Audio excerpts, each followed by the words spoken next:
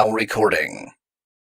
Welcome back to another episode of the Green White Checkered Podcast. I am Andrew Fitzgerald. I am here with Joe, Austin, and Zach, and we're here to talk about Kansas. Whoa. And there's a lot of news going on around the NASCAR world today. And then we're gonna hit a little bit of Bristol in the playoffs. So let's get at it, boys. Joe, why don't you start us off with the news? News. All right. So we got a lot of news that came out the last week and a lot today. I guess we'll start off with the big news today that NASCAR is going back on the no stage breaks road courses for the Roval. So we are going to have our stage breaks at the Roval. Not a fan of that at all. Nope. Dumb. I don't get it. So here's my thing is, I get it maybe on the bigger tracks where the cars are so spread out, you're going to have zero racing. But the Roval's the smallest road course. You're going to have lap traffic, and we're just going to eliminate that? Yeah, it's silly. Yeah. I don't. Go ahead, Jake. It just feels like a move in the wrong direction. I mean, I was very happy with how, I think we were all very happy with how the racing went back to a lot of strategy whenever they were doing, the no cautions and everything. Like I was thinking back to, what was the last road course we were in? Indy? Glenn and Indy. Glenn, because Indy was first, and that's what we won. So. Yeah, I remember I think it was Chase or someone didn't qualify well, and I was like, oh, it's kind of nice that he doesn't just get to do that one strategy everyone always does, which is pit two before the caution comes out, then you're suddenly track position. boom track position, then you hold it the rest of the race like that. It feels so cheap to me, and I think we were all advocating for like, hey, let's try this out everywhere, and now it's like, oh, we're actually reeling it back. So. There's got to be some reason for them doing it. I don't know if it's like back to the built-in, TV timeouts or whatever, or if it's that like social, us on social media are the loud minority and most people actually like the stage cautions. I don't know, but it definitely seems like to me, I do not like the decision at all.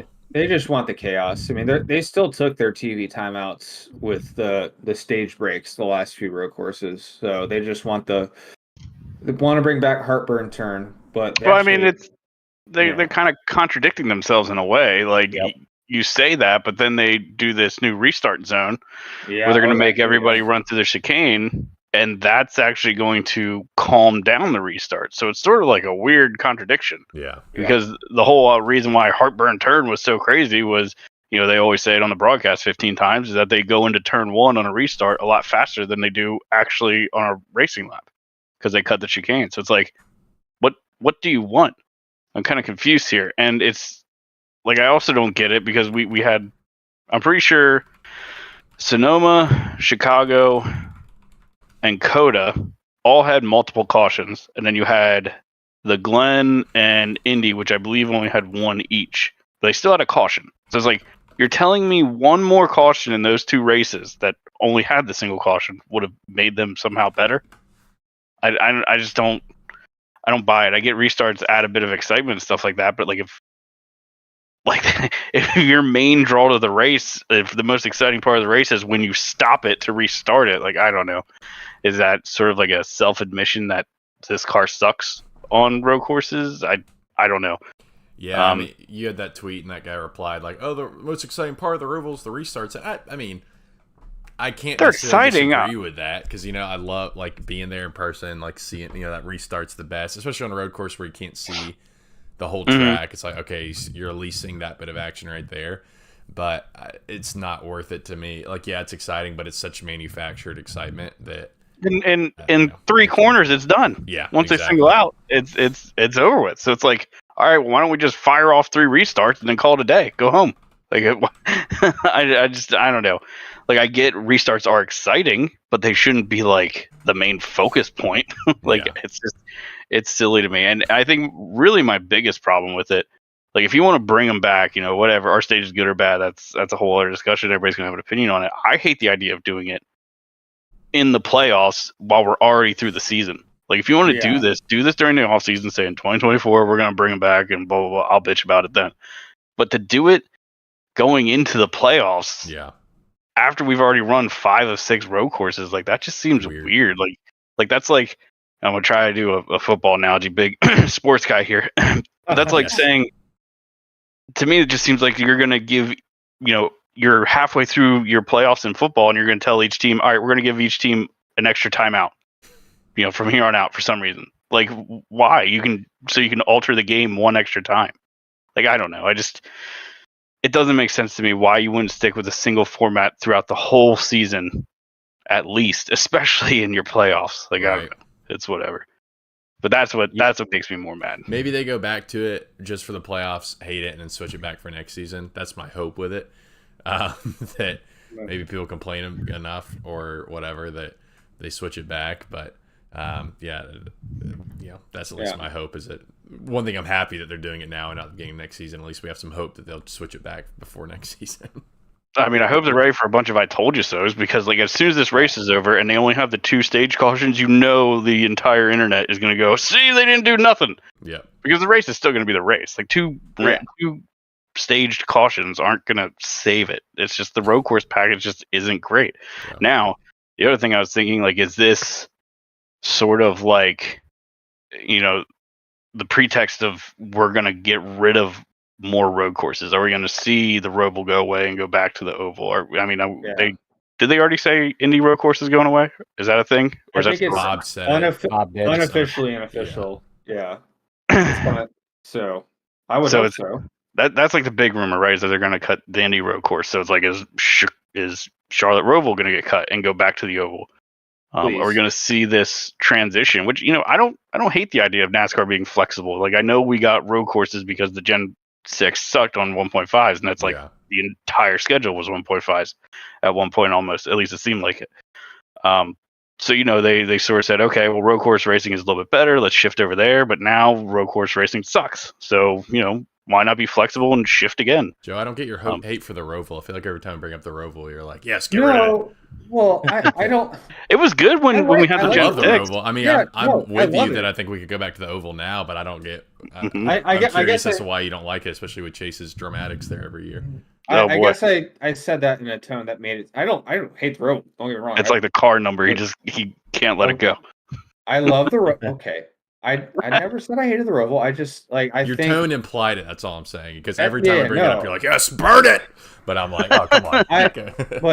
But as we all know, the Coke 600 the past couple years has been amazing with next gen. So I'd love to see another playoff race with that. But yeah, like Zach said, hey, maybe for 1 year we go back to the Oval at Indy and Charlotte, and they fix the road course package.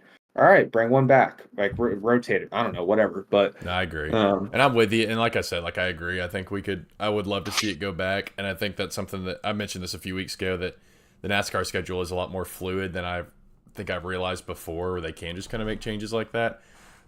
Especially with like how good these cars have been doing on 1.5s, how good the 600's been and everything. Yeah. I just have to me, the Roval like revitalized Charlotte in a way with the 6th gen. Because everyone hated 1.5s and they threw in the Roval, and I mean it was like made Charlotte great again a little bit. Yeah. So I love the Roval, but I agree. I think we could go back to it. I just wonder how hard, because I'm sure that SMI put tons of money into like getting everything race ready for that infield and like getting everything laid out for that. Like I'm sure that was a huge investment for them. So I think that might be more the battle for NASCAR right now, is getting SMI to go back to doing 2 ovals after they've done so much for the Roval. And I wonder too, this is a little bit of not saying they can't do both, where they can't still do the Roval for some series but still do double ovals for NASCAR. But weren't they, I don't know if this was ever like official, but they did like, did they do some testing with IndyCar there, or was it just they did like iRacing laps with it with Joseph Newgarden? I think it was Newgarden. It was one of the Penske guys, I'm pretty sure, ran some laps there. So I wonder if that's maybe, like maybe they're going to be hesitant to get rid of the Roval. I know I'm kind of hyper-fixing on the Roval right now, but anyway, like I wonder if they're worried about getting rid of that too, because of maybe other motorsports wanting to run it more like Indy. But anyway, I digress. Yeah, I mean, hopefully they, road course or not, hopefully stage cautions aren't here to stay for at least road courses. They could certainly still, I mean, it's not like if you keep NASCAR from, like you kind of said, like you keep NASCAR from running the Roval, it's not like other series can't. You can still have an IndyCar weekend if you want to. I am interested. now you say that, like I never heard anything about that, so I Yeah. feel like Indy cars could race pretty good there. I mean, And I mean, we've like- had a blast with them on iRacing. I remember one of the most Right. fun hosted races we did were the Indy cars at the Roval. It's a blast on there, so I can imagine the racing would be pretty good.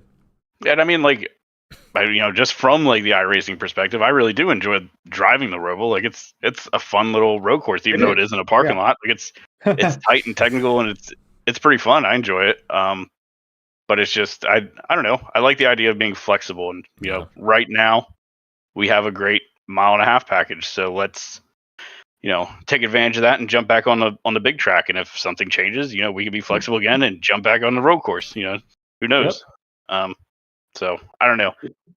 We'll see what happens. I still don't love the idea of bringing back freaking stage cautions. It feels like a step backwards because we were all like hoping, maybe this means that we'll get into no stages for other stuff.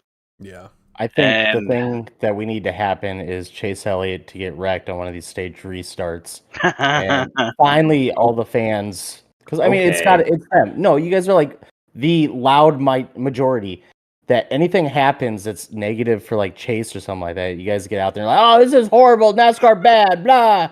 And so like these last couple of races, Chase isn't winning the road courses, so let's bring back stages so he actually has a chance. And so if he gets wrecked on one of these restarts, maybe they'll go back to where they don't want him. There's a tinfoil hat theory for you. That's right. That's a strategy. They brought him back. Yeah. Give Chase a chance. If that's what it takes. Great. But that's what it takes. Joe will take it. Good. Yeah. Till last season anyway. But yeah. So some Roval updates there. I'm excited for that race regardless in a couple weeks. I know I'll for sure be there. Excited for that. So yeah, more news. We have a couple news around the 42. So JH is going to be in the 42 next year. Not a super shock considering they're going to be Toyota. So JH is back in Cup. I think that'll be good for him. Yeah, we saw that coming. Good for him. He took the risky strat going all the way back to trucks. Yep. And now going to the 42? Yeah, is that really like? Is that better than front row? Like, you know what I mean? Like, I thought the whole point was to get a better ride when he came to Cup. That's why I was pumping. I was pumped for him. Like, yeah, man. Hey, don't get pigeonholed in front row. You know what I mean? Like, I love front row, but not the top tier. He's a great driver. I think he could definitely deserve a better ride. And then to come back to Cup and be in the 42, like, what? Why is that the move? I don't know. Yeah, probably. I think it'll be better, just because I think there's still only a handful of Toyota teams, and I think Toyota and how they do their like partnership stuff is a little different. So I think there's still going to be like a premier partner team with Toyota. If I were to guess, I mean, why else would you make this switch, right? If you're Jimmy Johnson, you're making this switch because you're like how far down on the Chevy totem pole right now. So this has to be a step up for him. So I don't know. I think it could pan out. I mean, we've seen 2311 come out. They already got wins, and they're only a couple years old, 3 years old now. So I don't think it's the worst, especially with the new car, sort of leveling everything out. So maybe that gap won't be as big. So maybe it's a good step for him. We'll find out next year, I guess. Maybe he gets Martin's ride whenever he ends up hanging it up. So yeah, that's what. Maybe he was banking on that initially, and Martin's like, "Nah, I mean, that might be the move because Martin Truex refuses to retire. So maybe he's next in line for that 19 or 11, whichever one is vacated first. Yeah. Speaking of the 42, former driver Noah Gragson got reinstated today by NASCAR. So interesting little nugget there. I mean, I guess he just goes back to JRM, right? You're only saying that because I said it, but that's where he's going. Yes, he's going back to JRM. I don't see him going to like Colleague or anything like that. Colleague ain't taking that risk. I think Colleague's actually got too many drivers, decent drivers in their wheelhouse to where. Who they got? With them. Chandler Smith. I don't know. I mean, they got Dinger. They're going to get rid of him, but they got two Cup rides. Who's getting them? Heim. Corey Heim isn't. Was he driving? Is he in trucks? Yes, but he's been doing their Xfinity. He just switched to what, the 10 car in Xfinity? I thought he wasn't he a Toyota driver when he was in ARCA? You're the big ARCA guy. I mean, you tell us. Yeah, I love ARCA. Watch it all the time. I record every race and actually watch back in slow-mo. Zach's actually applying for media passes just for ARCA, though. That's right. He's like, yeah, I don't really care about the NASCAR, so I'll just give you Uh-huh. Yeah, oh, man. Be one of 3 media personnel there. But yeah, speaking of JRM, Sam Mayer back to the one next year. That's not too much of a shock. Check still clearing. Yeah, Yep. So that leaves only the 8 open. So maybe it's Noah. I don't know who else would. I would love to see Carson Quapple get that ride, but who knows? And then Junior is racing Bristol, apparently. Yep. That'll be fun. Yep, he's racing the Xfinity Series, so that'll be cool. God, I love Bristol weekend. I'm so excited. I am too. Sorry, that was great. right. Well, I'm excited. I'm cautiously optimistic because the short track package has been kind of. Who cares? You got trucks, Xfinity, and Cup. It's going to be a good time. It'll be good. We'll get to Bristol later in the pod, but yeah, I believe that's all the news we have from this week. So it's Kansas time, boys. Well, I mean, they did show Majeski's part, by the way, that he got. They did, yeah. Yep. That he got penalized for a little bleeder valve. Called it last week. That's what it was. So they hit him. I guess the penalty wasn't as bad as it could have been for what they did. Yeah. It's flat out cheating. But that's what it is. I love it. I love when guys try to push it and get away with shit, and I love when NASCAR catches them. Like I love both aspects of it. I love that NASCAR is showing us what they found. Yeah, we've been wanting that. Yeah, we said at the beginning of the season, like when all the penalties were happening, that's what we want to see, and here they are, just out showing us, what they caught them with. Yeah, it's just cool to see like how teams are trying to be clever and get away with shit. Yeah, I love that aspect of racing. I love being innovative and trying to sneak one by. And I mean, this sport is built off of people that broke the law, so it's kind of in the blood of the sport. So I don't know. I enjoy both aspects. I like people pushing it, but I also like seeing them get busted. So yeah. Well, the way they got busted is awesome. Is the car was so funny, and they heard the air leaking from the valve stem. It's like, oh man, I just don't get why you wouldn't, save this for like the championship race. Because they already juiced their cars up enough. They don't need that. Yeah, you're already locked in though. Like you won the first race of whatever the playoffs. Yeah. I mean, I guess maybe testing it, trying to perfect it for the championship race. Trying to get some more data. They're not going to DQ the champion unless they have a literal absolutely rocket attached to the car. So no, everybody's going with the cheated car because they know they're not getting caught. 100%. That's why, just a little slight, off ramp here. That's why I'm picking Kevin Harvick for the championship race if I still have him available. I think they're going to cheat the shit out of that 4 car. Can you imagine his final race? Just cheated up and you're disqualified. They're not going to do that. No. They're going to be like, look at this. We got Kevin Harvick retiring on the championship. Which that trophy is freaking amazing. Like I stood next to it this weekend and oh my God. So cool. Well, I was just thinking like how many wins like Kevin Harvick, he has like the most top 10s at Phoenix. Like that's probably one of his best tracks. He has how many wins there? He's done so well there. I just feel like if they're going to cheat him up and he doesn't have a win, they're going to cheat him up for Phoenix. Yeah. It's interesting. We'll see if he gets that far. That's my theory. I mean, I think they're going to do it whether he's in the playoffs or not. They'll go out with a win, period. They're just going to cheat the shit out of his car just to get him a win. I can see it. Hey, what's funny, too? I was watching some old races. His crew chief, Todd Barrier, back in like the 06 days when he was at RCR, sounds exactly like Rodney Childress. It's crazy. Because like I heard like the radio communications like, what? Him and Rodney are together that early? Oh no, it's not Rodney. That's funny. Love that. Okay, anyway. So is that it for news, Joe? That all you got? So. Let's hit Kansas, baby. Yeah, let's go to Kansas. So Tyler freaking Reddick. Speaking of standing next to the trophy, though, Andrew. Oh yeah, man. Oh, so excited. Like, I knew on that restart he had one chance, and like, I'm standing at the start and finish line on pit road, and the green flag drops. Denny Hamlin, I don't care what he says, he didn't get a poor restart. He did that shit on purpose. He got a slow restart because he knew he could if he held Kyle Larson up Reddick was going to win this race. And Reddick drove the perfect race, or 2 laps basically, to get that win. And it was. I mean, he did everything perfect. Yeah. He had that high side, he had that open spot, he took it down the back stretch, he got alongside Kyle Busch, threw it into turn 3, and then just got to run out of 4, and that's all she wrote. But oh man, I was standing there and I'm cheering on, and the girlfriend's next to me, and she's like, Don't you're not supposed to cheer. You can't fanboy. I'm like, I don't care. Like, let's go. We're allowed to fan. Yeah, we're allowed to fan. That's our whole shtick. Yeah. So we're a fan podcast. Andrew, how was your behind the scenes media credential experience overall? It was amazing. Like I don't know. I've been a fan for 25 plus years in NASCAR, and wow. Yeah. Like, it's just a whole new experience. You get to see everything. Going to the bathroom, and you look over. Oh, hi, Joey. Logano's in there. It's like, whoa, fuck, this is weird. Brad Keselowski in a porta potty with his king rolls.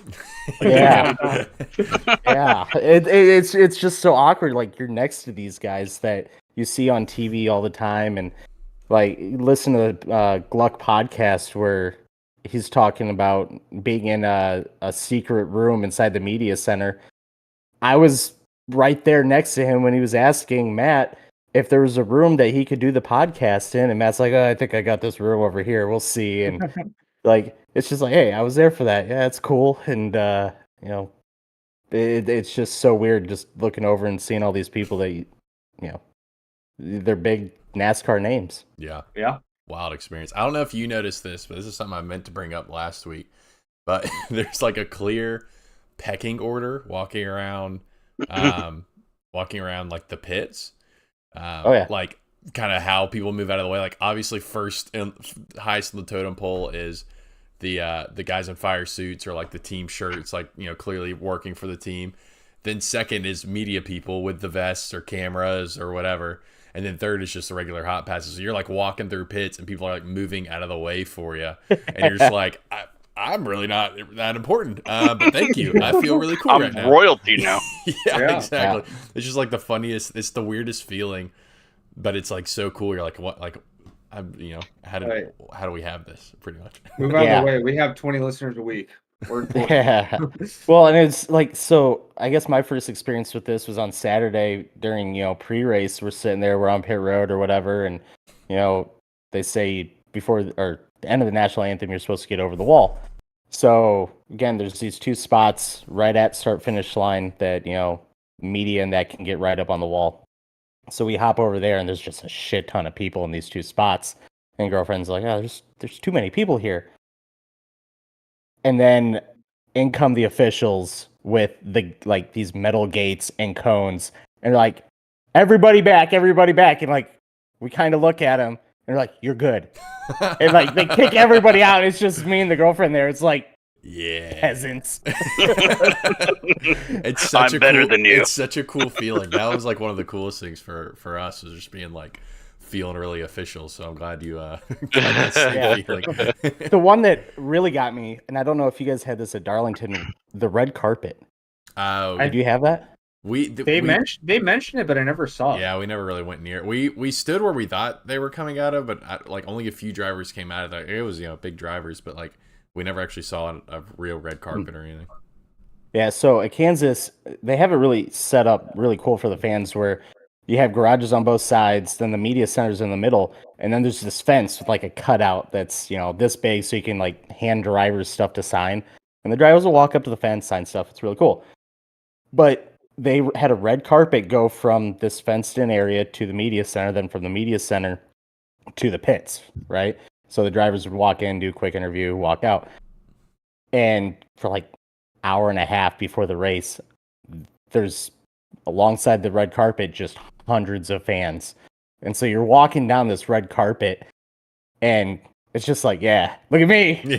Like, no autographs at this time, guys. Yeah, please, guys, please. I got places to go.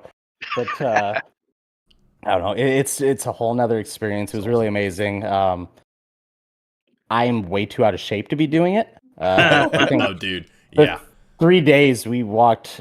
She has a Fitbit, and it was like 20-something miles. Yeah. Jeez. And it's just like, I don't walk, that far in weeks. So, So Peyton, No. next time you get us a golf cart. yeah. Oh, Can we bring Road America, if it Segways comes to back, the next I'm time? getting one. Yes. Yeah, right. Give us And a actual pair of NASCAR. Heelys. Yeah. Something, but no, it was a great time. I mean, Green White Checkered podcast was at the start and finish line there, so That's awesome. I was hoping for like a photo finish, so when they zoomed in on it, you could see it. But Yeah, we'll take it. Reddick's just too good for it. No, it was a great time, great race. I don't know how it looked on TV. It seemed like a lot of single file. I don't know if you guys. I wouldn't call it the barn burner that some other Kansas races have been, but it was good. It was solid. Yeah, it was decent on TV. Yeah. I wouldn't say it was the best Kansas race I've seen, but it was still good for sure. I wish I'm not saying it was bad. I wish Bubba hadn't had that snafu. Yeah. I mean, he was Yeah. probably the fastest car most of the day. At least someone that could, give Larson. It was him a run and for Larson. money. Yeah, they were like clearly top of the pack. Seeing him go out early was super disappointing. But other than that, I mean, that was a great race. I always, Kansas in this car seems to be doing really well. I think Kansas is just a good track on the schedule for sure. Yeah, I think Groove Racing is perfect there. Yeah, it was pretty solid. So what else we got, man? We had the Saw some Chase tire Elliott issues. and- That's what I wanted to say. I let's- know Yeah. saw some tire issues come back. What you guys think of that? I think it's just people getting low air pressure. To be honest with you, Yeah, 100%. I think it's people play with. Did they ever Just say pushing what the envelope. Martin ran over? Because he definitely ran over something, right? No, they just said he I had a don't puncture. So I mean, his Yeah. wasn't a His tire was- issue. Like, He was innocent. He got Yeah. fucked, unfortunately. but I mean, the one thing that pisses me off is like I was seeing stuff like we're having the tires go down, and you're seeing stuff on Twitter. Oh, these tires suck. Blah blah blah. Like, listen, we want Goodyear to make us a tire that wears. Anytime they have any sort of issue, start hammering Goodyear about how much they suck.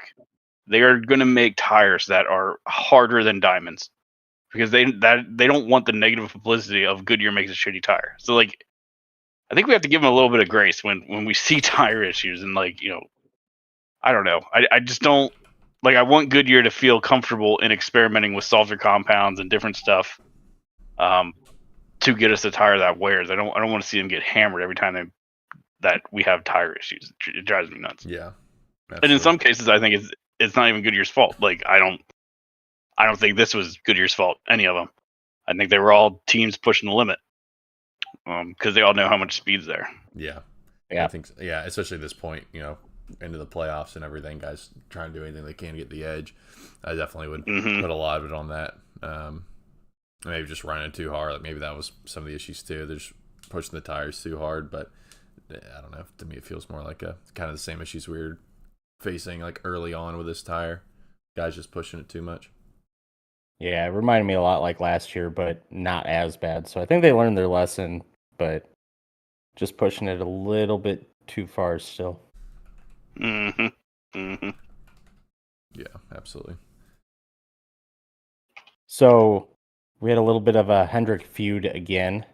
Bring it No, we on. didn't. Chase and Kyle. Yeah, no, we didn't. What are you talking about? Nothing happened. Yeah. Oh, yeah, nothing They happened didn't do according to anything. Chase. What do you mean? Huh? What? Yeah, Didn't see anything. Did you see? He had a Sirius XM interview too. yeah, Did he do the same Where thing he's where he like- just denied that it was anything? yeah. He basically he put the blame on everybody else for blowing it out of proportion. For Like- what? Huh? Like he's like, we talked about it. It's no big deal. We talked about it like adults, and it's over already. So there's nothing really there. So unfortunately for all you guys like to make drama about, like I mean the interview. I think I linked it in our Boredom. general. The interview sounds pretty fucking arrogant to me. Like Here's the I don't know. Maybe I'm reading something into it, I but don't know, man. Chase Daniel has seen- Trotta went off on him. Did you see that thing? Yeah. He went off on him. I loved it. Chase has been kind of in a mood recently. I feel like I wonder, he almost seems like he's a little peeved about the whole missing the playoff situation because he seemed a little bit extra touchy recently, which is good. I don't mind seeing personality out of Chase. But it was just like, it's like, come on. Like, if he literally, in post-race interview, if you just been like, yeah, it was a misunderstanding. I didn't realize that Brad was coming out of his pit stall at the same time to push Kyle into me, So, I talked to him, he explained it, whatever. Like, then it would have been done. No one would have talked about it anymore. You know what I mean? Like, it wouldn't have been brought up on Sirius XM. Like, nothing would have come up. But it's the fact that he denied anything happened at all. Like, he didn't ram his teammate coming off a pit road. That's why people have talked about it. So, like that's why they keep asking him about it. It's like, Chase, like, what did you do? And like all he had to say was, "Oh, it was a misunderstanding. Like, I didn't realize that happened." Right. But instead, I don't know how his spotter doesn't see that. I don't know how his spotter doesn't. Yeah. Oh, hey man, that wasn't on him. Like, even after he bumped him, be like, "Hey man, that wasn't on Kyle." I don't know if his spotter said anything about it. But it's just like it. I don't get why he's acting like it's our fault for blowing it up when he's just denying it. Like, and he in this interview, he's like, I think Kyle and I's relationship is, as good as it's ever been, or something like that. I can't remember the exact quote, but basically saying him and Kyle are on great terms. It's like, no, you're not. Yeah. If you're on great terms and he bumps you in pit lane, your first reaction isn't, I'm going to door the shit out of him. Yeah. Your first reaction, you give him the benefit of the doubt. Like, oh, spotter, what happened there? Why do you run into me? Like, you don't just go up and hit him. Like, and I think Chase it's just like this series of bad decisions that he just keeps making. Like, I mean, nothing bad happened from hitting Kyle, but like, it could have. Like, yeah. What if you bent a toe link? What if you cut a tire? Cut the tire down, yeah. So right. Yeah. I mean, it's just, I think there's a lot getting at Chase. I think he feels like he's the third man at Hendrick right now, because there's an argument to be made. He is. Kyle's doing fine. I looked at the next gen numbers, because I just always look at that, because I feel like anything pre this gen doesn't really matter. But looking at next gen numbers, Kyle Larson has more wins, top 5s, and top 10s than Chase Elliott. William Byron has more wins, but I think Chase might beat him in top 5s and top 10s. I can't remember. But Williams having a much better year this year than he did last year. And then you have Alex Bowman, who only has one win since the next gen. But I think he's starting to feel the pressure of it, and I think he's also letting his skiing incident or snowboarding incident, whatever, eat him up a little bit. I don't know. I don't know if he's feeling a lot of pressure or what, but him and Larson never got along. Yeah. I mean, they've never been real buddies. You go back to Auto Club last year and all that. Like, that's when you started seeing these little, I don't know, just hints of Chase hates Kyle Larson. Yeah, I don't think he likes being the number 2. And honestly, what it kind of reminds me of is, like, you have an only child and the family has has a baby, and now all the attention's going to the baby. Yeah. That only child's, or the oldest child starts throwing a fit. And I think that's kind of where we're at with Chase. Kyle Larson's getting all the attention because Chase isn't winning. He's not in the playoffs, and Kyle Larson's a better driver. He's number 1 at Hendrick. And so I think Chase is just annoyed with it. We saw it last year. We're seeing it again this year. I don't know. I'm all here for it, because I would love to see those two fan bases. Oh my God, it's the best. It's my favorite feud in all of NASCAR. Yeah. You're right. Even Jeff Gordon, I remember hearing an interview years ago with Jeff Gordon talking about Jimmy Johnson and how he was just winning everything. It's like, I think somebody was asking him something like, does it affect your relationship? Seeing him go out there and win all the time. He's like, hell yeah, it does. So, I mean, I think there is something there for sure. Seeing Kyle Larson and now William Byron, this is really Willie's breakout year. So, in this sport of what have you done for me lately, I think Chase is really feeling it. Not that he has anything to worry about. I mean, Rick Hendrick's going to keep him till he retires. For certain. Yeah. As long as he's the most popular driver, it's going to be the case. Joe, what's your thoughts as a resident Chase fan? Do you feel like we're being too harsh or way off the mark, or do you think that some of it's fair, or disagree with any of it? I'm just curious. I think most of it's fair, because obviously, my initial, I did watch it live, and initially I was like, oh, Kyle, what the hell? And then I saw the replay, I was like, okay, Brad, had nowhere to go. It wasn't Kyle's fault. And like y'all were saying, I think his immediate reaction should be like, oh, Kyle just door me, like, he's my teammate. That no way that was on purpose. Mm-hmm. And like you said, clear it with the spotter, like, hey, who was that on, before you door a guy, because yeah, he could have been a toe link, cut a tire. You know, Kyle's obviously in the playoffs, and Chase is in the owners' playoffs, but like they're still technically in the playoffs. You could have cut your tire, his tire, and obviously Kyle's locked in the next round, but there's playoff points, and I think this whole year has just been frustrating for Chase, and he's kind of taken it out, and obviously him and Kyle have not had the best on track relationship, Watkins Glen, Fontana, and all that stuff. So I think he's number two. I'll give you that. I mean, he still made it to the championship last year and won 5 races. Larson didn't. So but I agree. So you're saying this right year, now it's this Willie, year, Chase, this then year Larson. This year he's definitely 3. This year is definitely 3. Yeah. But I think overall he's still. I think it's 1A, 1B. But he's 3, but he's 1A, 1B. That's a bit of a jump. 3 this year. But overall, I mean, overall for like because yes, Williams breaking out, but this is his only year he's won 5 races. Let's see William do it for a few years in a row like Kyle has. Because Kyle won the championship and he's still winning the couple of years after. So Kyle is number 1 and Chase is 2. A good day. I'll give you that. Yeah. Right now. This season obviously Chase is 3 because he's missed half the season and all that stuff. But yeah, I don't know. I love that Bowman's not even in this discussion too. He's the one that needs to be worried. I love me some Bowman. Yeah, but it sucks because that was Chase's best race year. He led like 50-something laps, and I don't think I still hate Suarez. I know Suarez didn't have tires left, but he kind of unintentionally blocked Chase there on that green-white checkered. But I bet that's what he thought when he was taking the restart too. I'm gonna block the shit out of Chase Elliott. Yeah, I bet that's what he thought. Yeah, well, yeah, that's my take on it. Cool. But yeehaw. Yeah. Love it. I just love all the Chase Elliott fans saying how this isn't a big deal. Like you see them all on Twitter. This isn't a big deal. Blah blah blah blah blah. These are the same people that thought he was totally justified to right hook Denny at Charlotte because he ran him up next to the wall. But bumping each other on pit road, bumping your teammate, that's no big deal. Yeah, nothing bad happened, but it's definitely that could have happened. It shows how frustrated Chase is, or how much he dislikes Kyle. Like I don't know. And Chase, don't try to tell me what I just saw didn't happen. Yeah. He's like, nothing. No, what message? What? Huh? Yeah, I saw it, Chase. It's like you're the most popular driver in NASCAR. There are cameras on you constantly. It's like the kid who clearly got caught, but is still harshly declining. Anything happened? Like, what do you mean I hit her? What? Nothing. I didn't hit my sister. What are you talking about? No. What do you mean, Mom? No. Oh, weird. Must have been. I was just trying to get a mosquito. That's what happened. Yeah. Sorry, there's a bee in my car. I had to swerve. There you go. My bad. I had to make sure the tires were set. I didn't realize Kyle was there. My bad. Steering wheel came off. Just turned into a much weird. Good race, though. So, yeah, great race. Yeah. So, 20 Tyler Reddick won. Down again.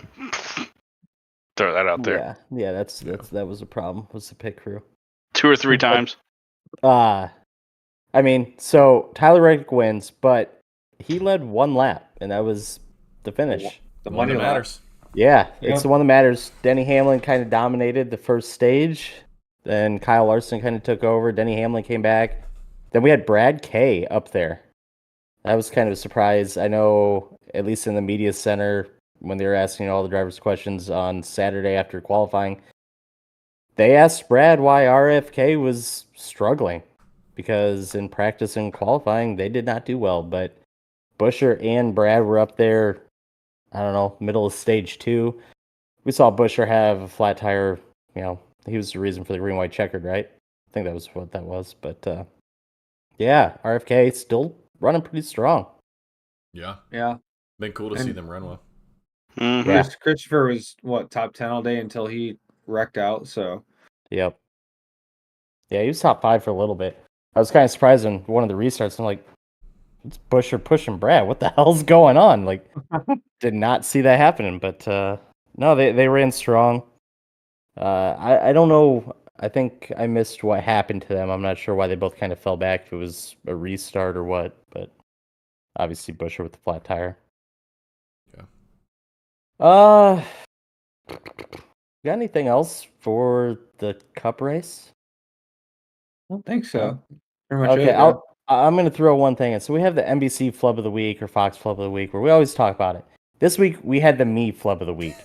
Oh yeah. Last week our flub of the week was the roof incident. Yeah. And then our GWC blunder flub of the week. Andrew, what you got for us? So the race ends, and well, I try to get onto the track. I went to follow another media person, and he's getting yelled at by security. And I'm like, what the hell's going on, right? And I hop over. It's like, you can't be here. It's like, yes, I can. Yeah, but idiot. So I'm like, whatever. So I just walk. Do you not know who I am? Yeah, No. look at my essential credentials. But well, this is first of all, this is like the leader of the security who let her fucking people out on a hot track on pit road, white flag, and all these idiots are hopping over the fucking wall, and like everybody with like vests on is like, what the fuck are you guys doing? Yeah. And like a bunch of the camera crews are pissed off because they're in the way of the start finish line fucking shot. But yeah, so get yelled at there or whatever. We go around a couple pit stalls, hop over, and everything's fine. Get right in Chase's face. It was really cool. Like phone out, recording an interview. Look over, Jeff Gluck sent me. I'm like, fuck yeah, this is awesome. Get done with that, and I look over and there's Willie B. And me and this other dude that besides Jeff Gluck, they're standing there like, yeah, let's fucking go. So we go over there, and I got my microphone in his face, and this dude's got his microphone, and he asks a question, and I'm like, fuck yeah, this is awesome. I'm like, I'm going to ask a question. I'm going to do it. I'm going to interview Willie B. Yeah. It gets done, and like in my head, I'm like, this is perfect. I'm like, so Willie B, rough day today. What's your outlook going into Texas next week? And he looks at me, he's like, good? And then like turns and walks away. I'm like, the fuck was that? And I look at the girlfriend. She's like, what? And I'm like, the fuck was that? And then it hits me. It's like, we're going to fucking Bristol. And it's like, oh, I was kicking myself over it. It was just like, oh man, that's hilarious. Yep. Okay, so rookie mistakes. We've all made them. Yep. That's my flub of the week. That's hilarious. Yeah, I felt like such a jackass, but it is what it is. It makes me feel better about not asking any questions last week because I definitely would have done the same thing and done some idiot question or like idiot mistake like that and just like felt stupid. So thank you for reinforcing us. Yep. Well, and the worst part is like before I left work on Friday morning, I had a list of like things that I could talk about, and I'm like, fuck yeah, this is great. I get to the hotel, I think it was Friday night, and I went, fuck, it's still sitting on my desk at work. So I had nothing, no notes, no nothing. It was just like crap. And every time I like seemed where I could get an interview with somebody, it was like just the wrong time. I didn't want to really do the playoff drivers just because they're the big names. They're going to be the ones with the cameras and everybody in their face. And they're all the way on the like complete other side of pit road. They separated them. So the top 16 were up the first 16 stalls and everybody else is all the way down at the end. So yeah, I got the good drivers and then I make an ass of myself. But yeah, that's we all do. The Andrew flub of the week. But that's incredible. I love that. They're never gonna let us back now. Jeez. Yeah. Martinsville credentials denied. So Xfinity race, John Hunter dominated. I mean, that's pretty much plain and simple. It didn't seem like too exciting a race again. A lot of the big names though did have problems. I know Sam Mayer ended up in an accident right at pit road, right as I walk away, like right where we were. It was just like, oh, sure, now it happens. That happened to us, too. We were on the front stretch. I forget. It was one of the, like, that one wreck that happened on the front stretch into the, like, inside wall.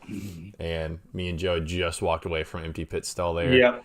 And then, like, that's when we hear the tires squealing. We're like, are you kidding me? Yep. I mean, you can't catch them all, but it'd be nice to catch one of the place you were standing 2 seconds ago. Yep. So, yeah. Yeah. But, yeah, Parker Kligerman makes it to the playoffs. Attaboy, P. Clig. Yeah, they Love kind of had it easy. The 98 car all day just had nothing but problems. So, What? I No mean, way. they were 2 laps down at one point. I think it was a blown tire or something like that. They get back on the lead lap, and then they have more problems and go another 2 laps down. So, I mean, it was pretty easy for them. I mean, congrats to that team, though. I mean, the little guys making it in over some JRM cars. I mean, they beat out the 98. Was that SHR? So, Yeah. yeah, Doesn't take, it's SHR just all around, man. doesn't Like, take much yeah. to beat out an quick SHR sidebar car. on that. Like, geez Louise. I kind of Like- wonder if Custer's actually performing over his head in that car in Xfinity. He must be. I mean, it was funny. Like, I saw in qualifying, Cole Custer in a Rick Ware car for Cup out qualified the 41 in his old ride. So it's like, man, what are they doing over there at SHR? They're just so bad. It really makes it that much more impressive that Kevin Harvick's able to get whatever he can get, Yeah. because they are just so far off. And you can't entirely blame Ford, because I mean, you got RFK and Front Row Motorsports that are looking pretty dang good most weeks. I mean, I know McDowell's having his issues lately, but I mean, for that little team, they usually have decent speed, and you got RFK that's on their swing. So I don't know, man. Freaking SHR, I don't know what to tell them. Yeah, they're gonna need to do some personnel changes over there. I think because at this point, Ooh-wee. there's Something's gonna have to nothing's change. going right. Yeah, they got to do something. Let's go to the Truck Series. That was an exciting race. Like, I enjoyed the hell out of that, and we were walking around, so I mean, we didn't see everything, but just seemed like it was, good battles for the lead. You had Carson up there. I guess the 3 wide last lap battle, like it was nuts. I don't know if anybody else caught this race. I did not. I did not watch much of it. Oh, man. Unfortunately. I did But see it was the exciting. 3 wide last lap, so I saw the replay of it because people were talking about how boring Fox makes it sound. So I did watch that, so that looked kind of crazy, but yeah, I didn't see the race. Yeah, no, I mean, it was my first night race. I've never been to a night race, so I was really excited to see the trucks under the lights. And I wish we had more Cup night races. I Sidebar. I wish Yeah. they'd do a Kansas night race because it was hot as fuck. But I just love a night race. yeah, let's see. That was the first cut race for the trucks. You got Matty D and Crafton being eliminated, so it's getting down to it over there. I Yeah. don't have anything else for these races. Anybody else got anything? Arca was a shit show. Oh yeah. Arca, 2 cars on the lead lap. I mean, Tony that's Beringer or whatever finished third, a lap down. Yep. That says a lot about Arca. Oh, We got just there don't- It's careful, pathetic, after it man. started. Don't It's piss off pathetic, Zach man. here. Yeah, I know. Noted Arca fan. Yes. Yep. I love Arca. I mean, he was talking about it quite a bit. So It's so good. Yeah. Cars Tour is eons better. Yeah, I'd watch Yeah. Cars Tour over Arcane. So- I mean, I've said it for a couple of years now. And I'm sure I'm not the only one. It's a completely original idea. No, it is. It's completely trademark. original. Yeah, GWC trademark here. exclusive take here. I expect royalties if anybody implements it, but I just think you should just scrap Arca and give a premier SLM or late model series. Arca's just so bad. Yeah. Do a short track thing, a short track tour where you go to short tracks all over the country with just some good late model drivers, and that's your new Arca. So here's my thing with Arca, and I had no idea, but Brayton Laster, he's the pizza man, is what they call him. He's an Arca driver, does some one-offs here and there, has a pizza element. Honestly, good follow on Twitter. But apparently he got into an argument with somebody over Arca this last week where they said like $30,000 will get you a season. Oh, These yeah. guys are paying $30,000 a race for good equipment. Yeah. $30,000 a race to compete with 10 cars. Yeah. You know, It's like, a what lot of money. the fuck are you doing? That's yeah, crazy. this is why Arca is dying. Like, we're Right now, sitting here, compare we're that to a cutting- late model. What's a late model cost to run? I wonder. like comparative costs. If you completely trash it, it's going to cost you a lot. I know they're Well, putting don't $100,000 trash cars it. on there, but I mean, it's not costing that much. Idea. Ready? Go ahead. Breakthrough. Here. What if they ran instead, ran it like just a spec series, like a SRX kind of thing, or IROC. Yeah, IROC. You know what I mean? Where it's a set car, set cost, low cost. That way, you actually do see who the good drivers are too. So that way, you know, like who's actually deserving of moving up.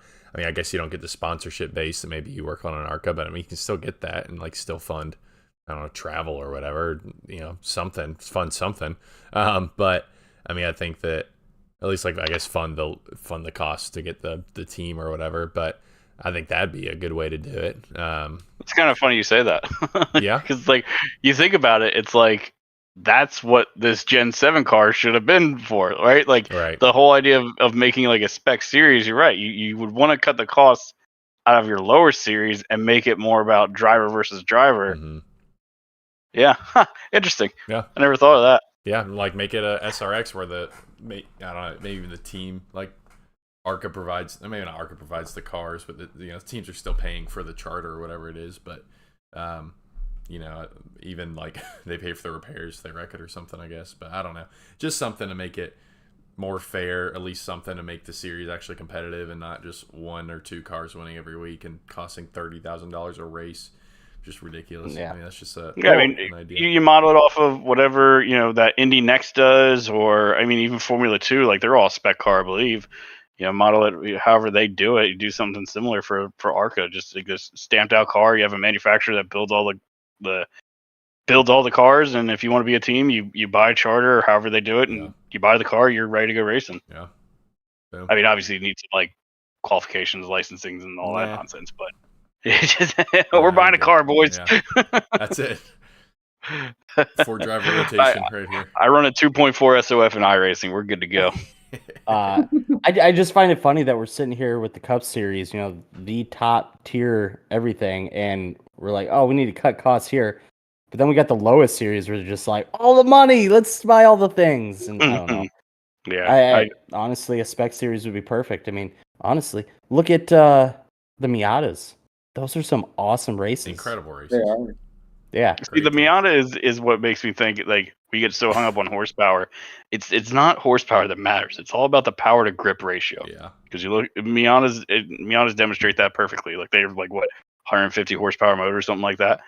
But they like weigh nothing and they have super low grip. So it's like you just got to find that balance. You don't need 1,000 horsepower necessarily, but you need to have low amounts of grip, and that's when you get good racing. We have way too high grip in this car. That's the problem. Our ratio is skewed too far to grip. It's a good point. I agree. Just wait for those hybrid motors. They're coming. I'm telling you. I was going to try to ask somebody about that this week. Like, what do you think about this? And we have a theory. Yeah. Like, honestly, if like I ended up like next to Hamlin, I would have been like, hey, Denny, what do you think about this? But if I could bet on a theory, I'd bet on it. Okay, so let's get away from Kansas here. Let's go to our point situation. Larson and Reddick still locked in. Hamlin plus 49. He's pretty much locked in. Byron plus 41. Think he's safe? Yeah, I think so. Yeah, I think they Just said he's got to finish. No, because you know don't wreck out of first stage. You know he's winning this weekend. Yeah, Michael McDowell. There you go. How awesome would that be? And you got Brad William to get better than Denny, so then he's locked in. So, I'm going to read the rest, and you tell me where people are safe. Brad plus 33. Blaney plus 25. Kyle plus 24. Ross plus 18. That's my line. That's your line? Sub 20 is my line. So then you got... I mean, Busher, nobody's saying Kyle's safe, Ross is not safe. I'm not saying it because nobody's really safe until you get to like the 30s and 40s. Like then you're like, okay, I'm good. But it's sort of like, you know, a spectrum type thing. You know, you're starting to. I think when you cross that line at 20, you start to really skew into okay, I have to be worried. Mm-hmm. Yeah. See, my line is at Blaney at the plus 25. Like I could see him having just a bad day, no stage points, and you get a couple of these other guys to go out get stage points, you're there. Like you're done. Yeah, I mean, if you're in So- the 20s, I don't know, because I don't see McDowell and Stenhouse getting a lot of points. So you got to worry. Who's below the cut right now? Truex, Bubba, Ricky, Stenhouse, and Michael. McDowell. All right, so Truex has historically never been that great at Bristol. Yeah, But- historically bad at Bristol, honestly. Yeah. And Bubba, I don't know. How's he do there? I don't really even know. I think he's just fine, mid-pack, I think, yeah. like 15th. So it's like, are those guys going to have a dynamite day and you're going to have a shit day? Is really the question you got to ask yourself. So I think if you can score some, like once you get like, if you're in the 20s, if you score some stage points in stage 1, I feel like you're solid. You know, if you score stage points and the guys below you don't. Yeah. Yeah, it's like you really I need mean- Joey Harvick to just have a really bad day, and then no one below the cut line to win for like a Martin or a Bubba to get in. You know what I mean? Like it's Mm-hmm. there's a lot on the line, and you know I'm sure that I feel like obviously the guys with the trickiest setup going on this weekend are the guys right there on the cut line, because it's, you know, do you run safe and like bank that, you know, you still get in on points because you are above the cut line by a little bit, or do you try to like push it, run a little riskier, and you know it's just Risk it for the biscuit. risk for the biscuit. And this is, you know, I'm not, you know, there's definitely some things to improve on the playoffs, but I honestly really do love the playoffs because it creates these kind of storylines of, okay, who's really gonna, you know, adds this extra drama that you don't get in a regular season. I know that we all have mixed opinions on the playoffs, but this is one thing that I think is really entertaining about them. Creates a good narrative throughout the race. I hate him for the fact that the regular season champion has a tire puncture, which is of no, like he had nothing to do with, and now he's below the cut line. Like that's what I don't like about him. Yeah. But I mean, they he do didn't run add, well last week either, though. no, but I mean, like he didn't even have a shot at Kansas, just tire puncture and just destroy it. Yeah. So I don't know. I don't love that. But I mean, whatever. I can't lie and say that they aren't exciting because they are. So it's just part of it, I guess. Yep. Yeah. Yeah. McDowell usually runs okay at Bristol, right, Drake? Yeah, he was pretty good. I mean, he's not Yeah. the best, but he's going to win this weekend, so I'm not worried about it. Mm-hmm. I Yeah, think he's I gonna mean, obviously. need a win. I think so. That's where I think he's definitely in a win. You know, being what 94 below the cut line. No, 94. Oh, yeah. 40. 94 below. Yeah, 40. sorry, 40 below. Ah, I was But looking at the still, wrong that's- column. But yeah, still a lot of ground to make up, and need a lot of guys to make a lot of mistakes to make up those points. Which you know, you know, they're gonna have to leave everything on the line here to try to win and get in. But I think that's basically the situation he's in. mm-hmm. Yeah, next week's going to be really interesting talking about, you know, who didn't make it, because I don't know, I still can't believe, you know, Truex, regular season champion, is below the line.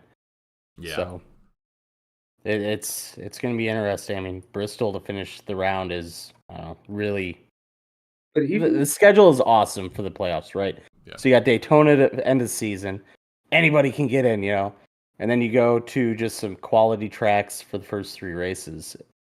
I'm not a big fan of the next round, but Yeah. I just think this is really set well. And I was even just thinking about this too. Like the last, including this year, I mean, obviously we still have the race, but like the regular season champ hasn't really fared well outside of Larson, because Martin this year is on the verge. Last year, Chase, I mean, he made it to the Final Four but didn't win. Larson won, then Harvick shrewded it that year. So I don't know. It feels like there's some pressure being that number, and like even in other sports, you know, the 1 seed never doesn't always win. So Yeah, and another thing that I would just like to point out is like all these races that we've had 2 of the same track. You look like at the beginning of the year, you had Vegas, Phoenix, stuff like that. If you look at the guys that finished really well at those tracks, it's all these playoff drivers. yeah, They knew, you know, hey, we're going to be competing there. We need to show our best here, be ready. So, yeah, it's but this weekend, Bristol, it's going to be crazy. We're going to have a lot to talk about next week for sure. Yeah, absolutely. Love so, Bristol. Yeah, before we get into Bristol, though, I do want to just say something. I think we have I don't want to know what to call it, but if you do an interview with our podcast, you do really well the next week because Adam Riley interviewed with Austin and Joe here last week. They finished third. They were battling for the win. They were on the white flag. So if you want to finish well on a NASCAR race, just come and do an interview on our podcast. And if somebody wants to win the championship, do two interviews. So Corey LaJoy, you're still looking for that first Cup Series win, so feel free to come on. And hey, we were right there in Tyler Reddick's post race bullpen. We didn't ask a question, but we were there. That's true. And he won next week. There we go. The best post race interview I got was with Tyler Reddick, and I mean, he won the race. I have another here. Yeah, I do have another quick flub William's of the week. Do really good at Texas now because of your interview. He is. There you go.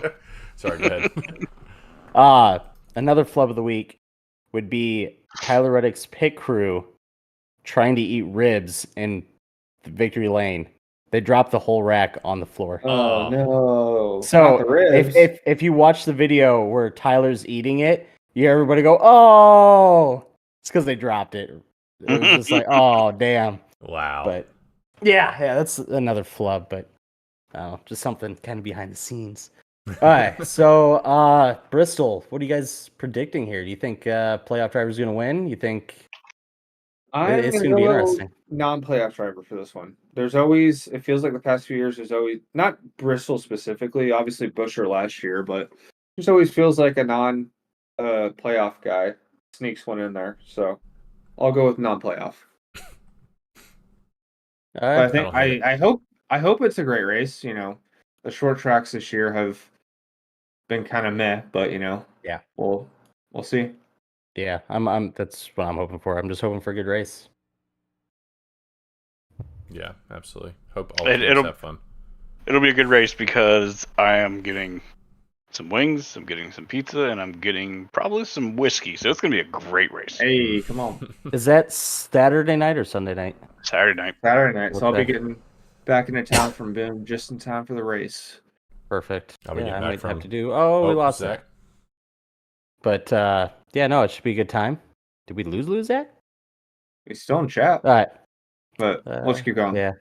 All right, so we're gonna move on to kill count. We only have one. McDowell getting into Cindric out of turn 2. It has no real change. Yeah, we lost Zach. No change in our kill count. Joey's still leading it by a lot, and then Bell's actually is not winning by a lot. Bell's right behind him with 15. Yeah. So cool. That's all we got. Let's go to Survivor. Zach's still trying to get his stuff fixed. So I won with Tyler Reddick. Then we had Austin with Larson, Zach with Bell, and Joe. You made it 3 whole laps. Good for you. True. Me. Yep. So I retained the lead. No longer tied. Got 81, followed by Joe with 78, Austin 77, and Zach 68. So cool. Wait, no, that's not. There's only because he was at 68 last week. I don't know if he updated his score at least.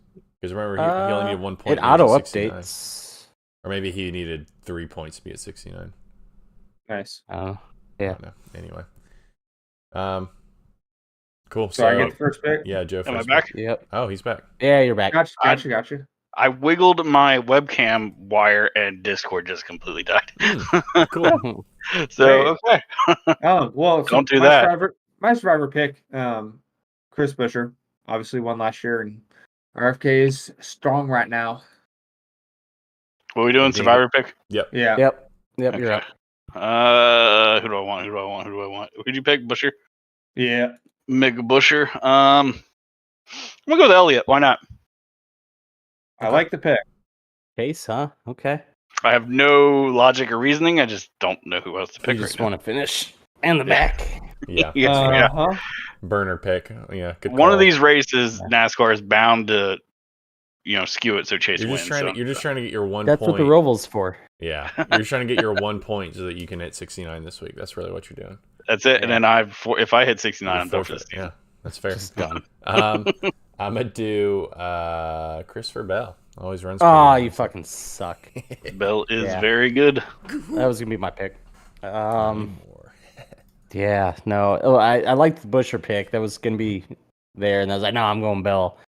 And so you guys kind of stole both of them. You're still gonna win this week, watch. Let's hope. Yeah, because so. that freaking picker won't help you out. Yeah, true. Yeah. Let's go with Joey. We're gonna go Logano. Oh, Maybe, Joseph Logano. Chase will end up, getting put in the wall by Joey this time.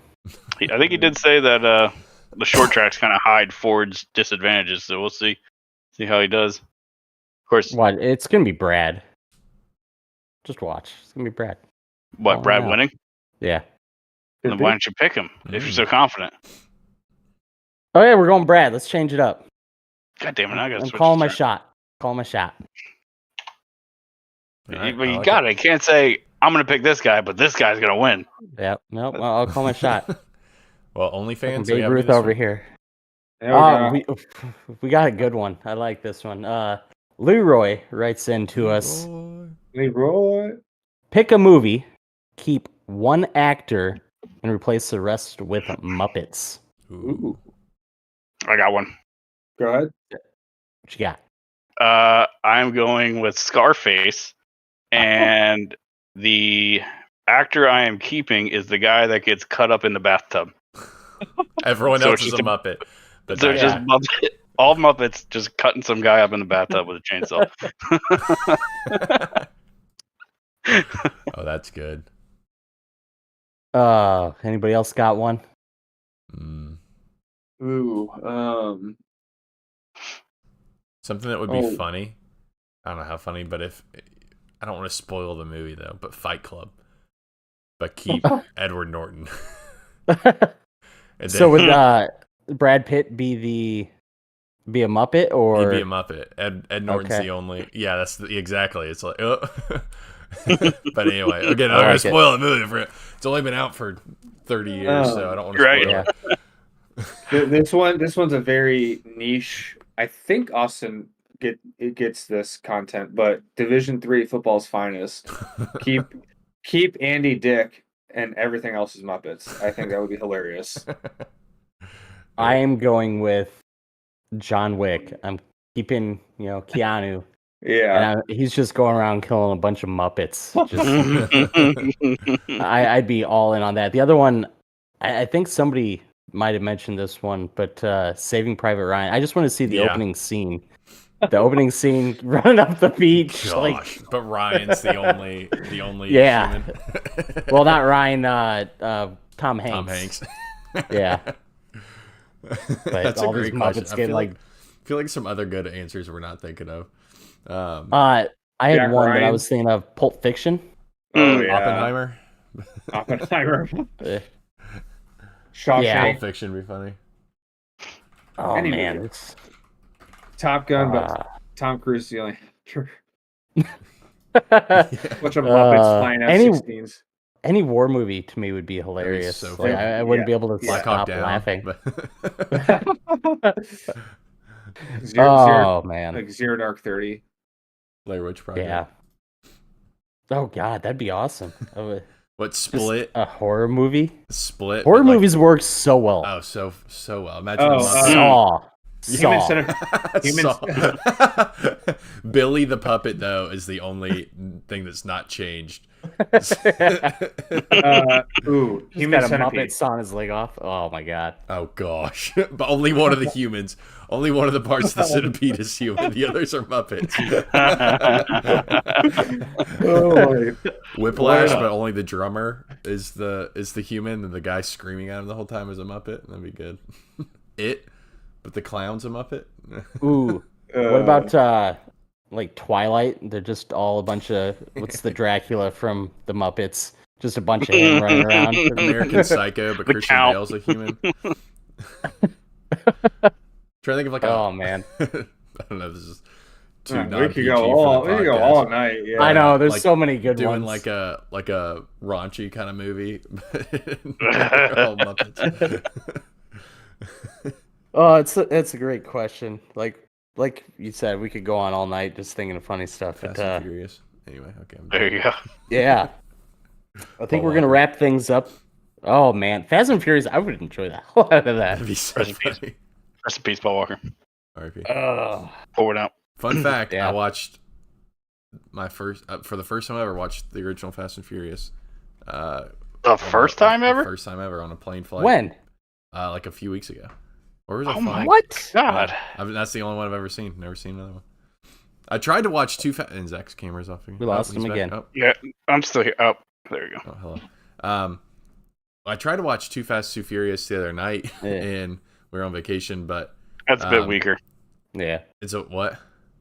It's a weaker film. Yeah, but like it's not free anywhere. Like you have to rent it from somewhere. I don't want to pay. Really? I think they're on Netflix right now. Are they? I think so. I think I saw a bunch of Fast and Furious movies on Netflix. Double check Maybe me, I'll look back check again, me on but- that. But Yeah. Okay. I'm kind of. they're the best, worst movies to watch. I want to know the cutoff point. It's kind of like in Saw, like you stop Was it- watching a certain point, 'cause you just get more gross than they do like actually like entertaining. I think I stopped at 6. Fast It's and 6 or Furious 7. Saw? Fast and Furious. Fast and Furious. I actually never saw. Whichever one had. I got the to see brother. 7. I got to see 7 just because that was Paul's last film. I'd never seen Yeah. that one yet, but 6 was the last one I saw. So is that Paul's actual last film, or is that the one where they like CGI'd his brother to make him look like him? I mean, it's like 90% Paul. I think they Okay. CGI'd. I think it's like 99% Paul. I think they CGI'd his brother in like that very last scene where like they drive away. Yeah. So stop at that one. Don't watch any of the other ones afterwards. Yeah. Just- Even it's seven. like even like 5, like 4, 5, and 6 are kind of like, because what is it? You got Reaches. 1, Too Fast, Too Furious. You got Tokyo Drift, and then Fast and Furious, and then Fast Five. Yeah, I don't know. I lost interest because it became less about like Yeah, the racing. car and street culture and racing and stuff like that, and just more about like some sort of spy action nonsense. Yeah. I don't disagree. But we're going to wrap things up here. I want to thank everybody for listening to another episode of the Green White Checker podcast. Check out our TikTok. We're putting a lot of content up there, a lot of cool behind the scenes type stuff. I know we have an Instagram. We haven't started putting anything on that yet, correct? There's one post from Darlington. Okay. Yes. I mean, we got thousands of pictures from Kansas, and then I know you guys took a bunch from Darlington, so that'll be happening here soon. Obviously, we're on YouTube. You're watching us right now. Spotify, Apple Pod, all the major ones. Hit us up, follow, rate. It helps us out when you give us a rating. Yeah, just do all the things. All the things. Twitter, obviously, we're there, all of us. I mean, all our things are here, and then the GWC Pod on Twitter. Yeah. So, I want to thank everybody again, and good night. Thanks, All guys. right. Bye. Bye. Or good afternoon, whenever you're listening. Yes. Or good morning. Yeah, Good morning. Have a good day at work. Yeah. yeah. Have a good night's sleep. Have a good lunch break. Enjoy. Mm. What are you eating? Can we have some? Chicken wings. Mm. Dude, you know what I miss about the mask mandates is like you could eat lunch and get something caught in your food, caught in your teeth, and you didn't Not like have to worry gonna about wasting Eat some it. Yeah. onions. Yeah. You know? That's the Yeah. worst, though. You like had to smell That it. was a bad yeah. move. I had 2